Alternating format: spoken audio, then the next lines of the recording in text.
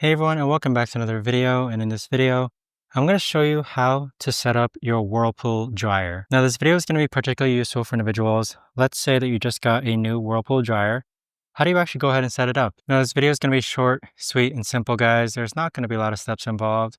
So in order to do this, what you're first going to do is that you want to go ahead and load the wet clothes inside of here, just like how I've done there. Next, you want to go ahead and clean this filter out right over here. So if you pull this out, you're going to see that cleaned out. So what I'm going to do is I'm going to put the camera down and I'm actually going to go ahead and clean this out really quickly. Okay, so once you go ahead and clean this out, the next thing that you want to do is that you want to go ahead and set it to the correct setting. So I'd say 90% of the time, I normally set this to normal.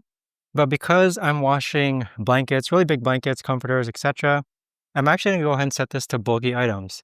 So once you set it to the right setting, depending on which item that you're going to be using, the next thing that you want to do is that you simply just want to press hold to start. So once you press hold to start, you're going to see those buttons light up. Go ahead and let go, and then your Whirlpool dryer should go ahead and start. But there you have it, guys. That right there is the best and easiest way that I know of to actually go ahead and set up your Whirlpool dryer.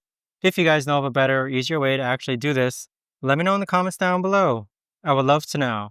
Thanks so much for watching, everyone, and I'll see you guys all in the next video.